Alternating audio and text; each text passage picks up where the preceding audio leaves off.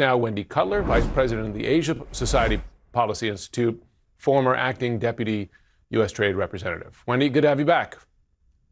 Thank you.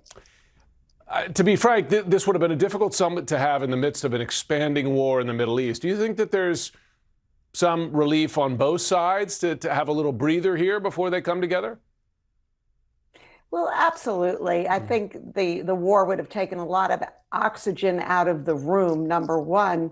But also, the two sides just haven't had enough time to prepare. When I compare the number of meetings that have taken place between the U.S. and China in the lead up to this meeting, they've been quite few compared to previous administrations. And there's a lot of work to do to prepare for these meetings, including producing concrete deliverables that can be announced when the leaders meet. Yeah, Xi Jinping does not like surprises in his meetings. He wants to have the things worked out. How does China view this war? Scripted and orchestrated. Exactly, which is frankly the way summits usually are done, right? You get the things worked out, then you meet. Iran, of course, supplies about 1.5 million barrels of oil per day to China. But it seems a lot of that oil is still getting through. I mean, is the war impacting China significantly? Well, look, it's impacting China like it's impacting many countries in Asia and around the world, including higher prices. But China's a bit more prepared for this than other countries in the Asian region, including by building huge stockpiles of oil and also moving to, they've been on the forefront and moving towards a green transition. So they're hurting, but not as much as others.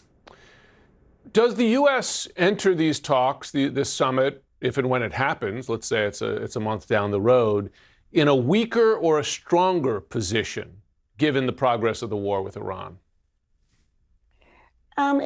It's hard to say. I think the U.S. will be at least try to exude confidence going into the meeting.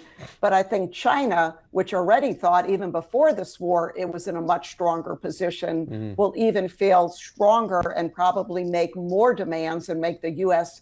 pay for more, in terms of what it's willing to give. Given we are, and by the time they meet, will be a year out from Liberation Day, what did the trade war gain the U.S. as relates to China? Well, look, as it relates to China, we basically have we're in an era of truce and stabilization. But indeed, Chinese imports into the United States have reduced dramatically, and also our trade deficit with China has gone down. But this is a bit misleading because we're importing a lot more from other countries in the region, in Southeast Asia and also Mexico. And so the consensus seems to be that China is using third countries as an indirect route to get their products into the U.S. with lower tariffs. Wendy Cutler, thanks so much for joining as always. Thank you.